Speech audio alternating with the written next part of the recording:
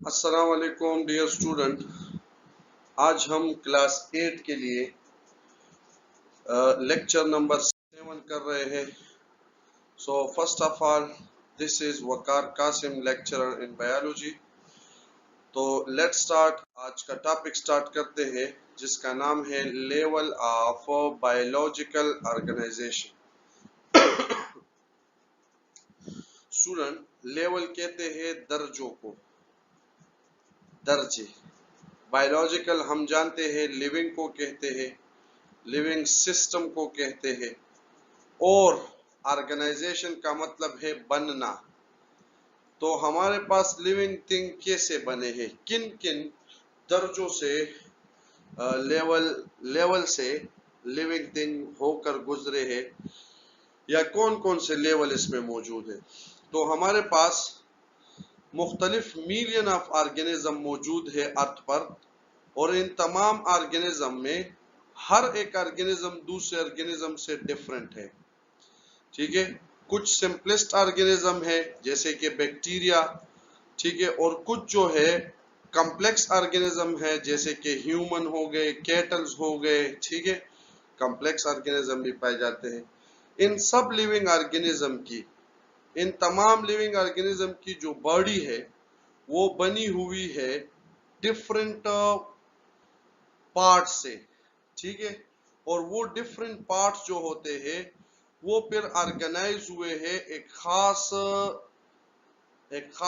Arrangement के जरिए से, खास तरतीब के जरिए से, खास तरतीब से वो अरेंज है जिसके जरिए से वो अपने जितने भी फंक्शन हैं वो उसको सपोर्ट कर रहे हैं।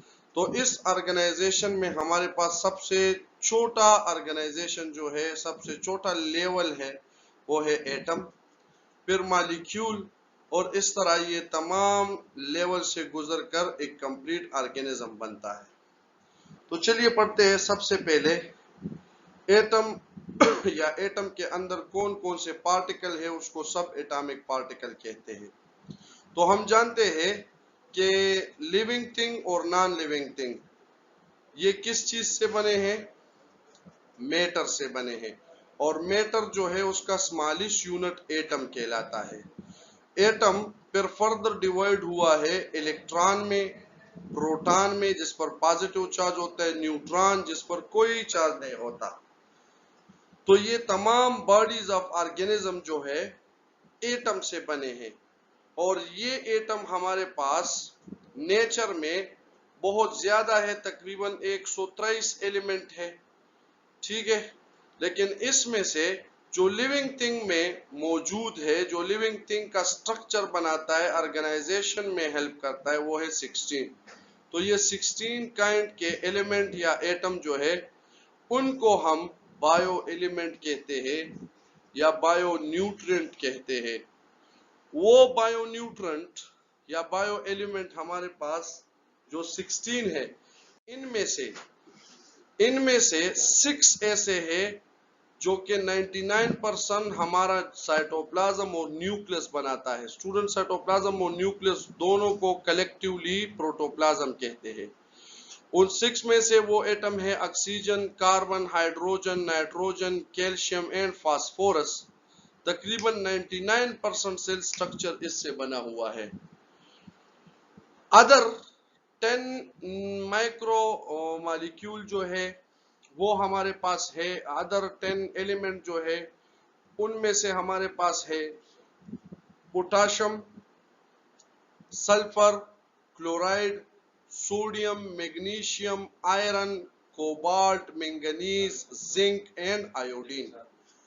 और ये कलेक्टिवली हमारे पास तकरीबन 1% प्रोटोप्लाज्म बनाता है। यानी हमारे न्यूक्लियस और साइटोप्लाज्म में 1% ये 10 एटम होते हैं, और तकरीबन 99% ये हमारे पास 6 एलिमेंट जो है या 6 एटम जो है ये पाए जाते हैं। अब इनमें से भी सबसे ज्यादा ऑक्सीजन 65% होता है। स्टूडेंट, एमसीक्यूज के लिए भी याद रखना है।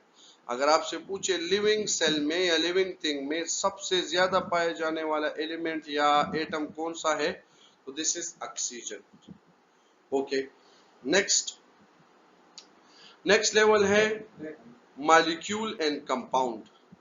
तो जब एटम आपस में बॉन्ड हो जाए, एटम आपस में मिल जाते हैं, तो उससे मॉलिक्यूल बनता है, और डिफरेंट मॉलिक्यूल या सेम किस्म के मॉलिक्यूल कंबाइन हो जाए तो उससे हम कंपाउंड बनाते हैं, या उससे कंपाउंड बनता है। केमिस्ट्री में इसको आपने डिटेल से पढ़ा होगा। कंपाउंड हमारे पास एक केमिकल स्ट्रक्चर होते हैं जो कि टू डिफरेंट मॉलिक्यूल से बना होता है। मिसाल के तौर पर H2 प्लस O2, तो ये दो मॉलिक्यूल है, ये मिलकर एक कंपाउंड बनाते हैं, इसको कहते हैं H2O। ओके, अब जो एटम मिलकर मॉलिक्यूल बनाते हैं, उस एटम को मिलने के बाद उसको हम कहते हैं, जो लिविंग थिंग में पाए जाते हैं उसको हम बायोमॉलिक्यूल कहते हैं। हमारे पास दो किस्म के बायोमॉलिक्यूल है। एक को हम कहते हैं माइक्रोमॉलिक्यूल, जिसका मॉलिक्यूलर वेट कम होता है, इस वजह से माइक्रोमॉलिक्यूल कहते हैं। और एक होता है मैक्रोमॉलिक्यूल, जिसका मॉलिक्यूलर वेट ज्यादा होता है, ठीक है, 10,000 डाल्टन से ज्यादा होता है। 10,000 डाल्टन से ये ज्यादा होता है। डाल्टन का मतलब आप सिंपल AMU ले सकते हैं, एटॉमिक मास यूनिट। और अगर 10,000 से कम मॉलिक्यूलर वेट हो तो उसको हम माइक्रोमॉलिक्यूल कहते हैं। माइक्रोमॉलिक्यूल हमारे पास वाटर, अमाइनो एसिड, ग्लूकोज, जो सिंपल यूनिट है वो बनाते हैं, जबकि मैक्रोमॉलिक्यूल हमारे पास बड़े बड़े स्ट्रक्चर, बड़े बड़े कंपाउंड बनाते हैं, जैसे कि स्टार्च, जैसे कि प्रोटीन, जैसे कि लिपिड्स, ये बनाते हैं। दूसरी बात, माइक्रोमॉलिक्यूल में हमारे पास ज्यादातर इनऑर्गेनिक कंपाउंड होती है, जैसे कि वाटर, मिनरल्स, जबकि मैक्रोमॉलिक्यूल में ज्यादातर हमारे पास ऑर्गेनिक कंपाउंड होती है। ओके, नेक्स्ट, ये कंपाउंड ऑर्गेनिक और इनऑर्गेनिक मिलकर इससे तीसरा लेवल जो ऑर्गेनाइजेशन में लिविंग थिंग का होता है वो है ऑर्गेनेल्स। ऑर्गेनेल्स का मतलब है स्मॉल ऑर्गन, ठीक है। तो जब डिफरेंट कंपाउंड ऑर्गेनिक और इनऑर्गेनिक मॉलिक्यूल ये कंबाइन हो जाते हैं, तो इससे एक सब सेलुलर स्ट्रक्चर बनता है जिसको हम ऑर्गेनेल कहते हैं। हमारे पास ऑर्गेनेल मुख्तलिफ किस्म के होते हैं, माइटोकॉन्ड्रिया, क्लोरोप्लास्ट, राइबोसोम एटसेट्रा। और हर ऑर्गेनेल का सेल के अंदर एक खास फंक्शन होता है, जैसे कि माइटोकॉन्ड्रिया जो है वो एनर्जी प्रोवाइड करता है, राइबोसोम जो है वो प्रोटीन सिंथेसिस करता है। जब ऑर्गेनेल बन जाते हैं, जब ऑर्गेनेल सेल के अंदर आ जाते हैं, तो ऑर्गेनेल के बाद नेक्स्ट लेवल जो है वो उसको हम कहते हैं सेल। तो सेल हमारे पास, इसका मतलब है, लैटिन वर्ड है एम्प्टी बॉक्स को कहते हैं, एम्प्टी चेम्बर को कहते हैं, ठीक है। हम यूं भी कह सकते हैं कि cell is the basic structure and function unit of all organism. जितने भी लिविंग ऑर्गेनिज्म है उसका सबसे छोटा यूनिट क्या होगा? सेल होगा। सेल से छोटा यूनिट नहीं होता। जो फंक्शनल होता है, जो कि all activity of life perform कर सकती है, सेल से छोटा कोई ऐसा पार्ट नहीं है। सेल के अंदर हमारे पास मुख्तलिफ किस्म के ऑर्गेनेल होते हैं, जो अभी हमने पढ़ लिए हैं, जिसका एक खास फंक्शन होता है सेल के अंदर। यूनिसेलुलर ऑर्गेनिज्म जो कि एक सेल से बना होता है उसका पूरी बॉडी, जबकि मल्टीसेलुलर ऑर्गेनिज्म का एक से ज्यादा सेलों से उसकी बॉडी जो है बनी होती है। ठीक है स्टूडेंट, ओके। ये कुछ इंफॉर्मेशन है साइंस एंड टेक्नोलॉजी के। हार्ट, ब्रेन, किडनी, आईज और arterial blood vessels are the main target of the hypertension and hypotension. Blood pressure का हाई होना इसको हाइपरटेंशन कहते हैं, और ब्लड प्रेशर का कम होना इसको कहते हैं hypotension. Due to the advancement in technology, it is now possible to transplant some of these organ। अच्छा, तो टेक्नोलॉजी की वजह से हम इस ऑर्गन को दूसरे बंदे को लगा सकते हैं। मिसाल के तौर पर हार्ट, किडनी, लिवर, लंग्स को एक से निकाल कर दूसरे में लगा सकते हैं, ठीक है। Are the most commonly transplanted organ, ये मुख्तलिफ ऑर्गन हैं, इनको हम ट्रांसप्लांट कर सकते हो। सबसे कॉमन ट्रांसप्लांट ऑर्गन है, ठीक है। Liver are and then heart, ठीक है। सबसे ज्यादा लिवर ट्रांसप्लांट होता है, उसके बाद फिर हार्ट। कुछ टिश्यू जो है वो उसको भी हम ट्रांसप्लांट कर सकते हैं। ओके, आगे चलते हैं। नेक्स्ट लेवल है टिश्यू। जब मल्टीसेलुलर ऑर्गेनिज्म में सेल एक जैसे हो या डिफरेंट सेल हो, जब वो ग्रुप टुगेदर हो जाए और एक खास फंक्शन परफॉर्म करे, इसको हम टिश्यू कहते हैं, ठीक है। मिसाल के तौर पर प्लांट में मेसोफिल टिश्यू है जो कि फोटोसिंथेसिस परफॉर्म करती है। इस तरह एनिमल में ग्लैंडुलर टिश्यू है जिसमें एक खास सेल होते हैं जो कि हार्मोन को सिक्रीट करती है। नेक्स्ट लेवल है ऑर्गन। स्टूडेंट, टिश्यू मिलकर ऑर्गन बनाते हैं। मिसाल के तौर पर डिफरेंट टिश्यू जब इकट्ठे हो जाते हैं एक खास फंक्शन परफॉर्म करने के लिए, तो उसको हम क्या कहते हैं? This is called organ. मिसाल के तौर पर हमारे पास स्टमक एक ऑर्गन है, तो इसमें दो किस्म के बहुत सारे टिश्यू हैं। मेजर टिश्यू ये 4 टिश्यू से बना होता है, लेकिन बुक में यहाँ 2 दिए हैं। 2 मेजर टिश्यू है, जिसमें से एक एपिथेलियल टिश्यू जो कि ग्लैंड्स होते हैं, उसमें ऐसे सेल होते हैं जो कि हार्मोन सिक्रीट करते हैं, जिसको हम कहते हैं गैस्ट्रिक जूस, ठीक है, जो फूड डाइजेशन ऑफ प्रोटीन में हेल्प करता है। फूड में जो प्रोटीन होता है उसको डाइजेस्ट करता है। इसके अलावा एक दूसरी टिश्यू होती है मस्कुलर टिश्यू, जो कि कंट्रैक्ट और रिलैक्स होती है।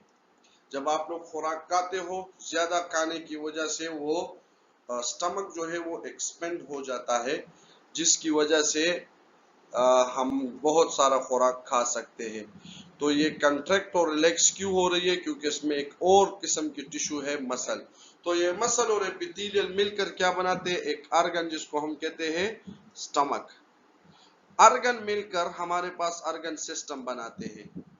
मिसाल के तौर पर ब्लड सर्कुलेटरी सिस्टम में देखे एनिमल में, तो ये एक सिस्टम है जो कि बना हुआ है हार्ट से, आर्टरी से, वेन से, कैपिलरी से, और एक और टिश्यू भी है इसमें जिसको हम कहते हैं ब्लड।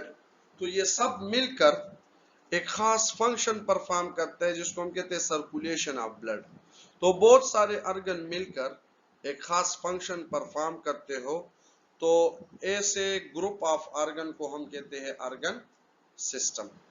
मिसाल के तौर पर डाइजेस्टिव सिस्टम है, तो उसमें हमारे पास आता है ओरल कैविटी, फेरिंक्स, फिर उसके बाद एसोफेगस, फिर स्टमक, फिर small intestine and then large intestine, ठीक है।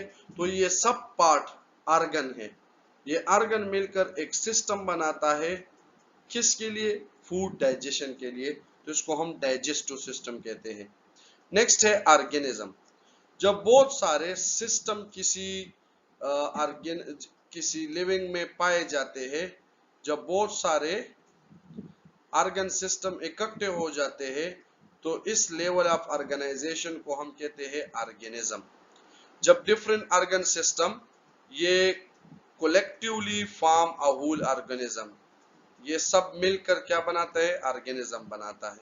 मिसाल के तौर पर अगर हम ह्यूमन में देख ले, तो हमारे पास सर्कुलेटरी सिस्टम है, रिस्पिरेटरी सिस्टम है, डाइजेस्टिव सिस्टम है, और ये सब मिलकर काम कर रहे हैं। इसी तरीके से प्लांट में रूट सिस्टम है, शूट सिस्टम है, ठीक है, फ्रूट सिस्टम भी है, इसमें जाइलम और फ्लोएम एक अदर टिश्यू है, ठीक है, एक सिस्टम बनाता है।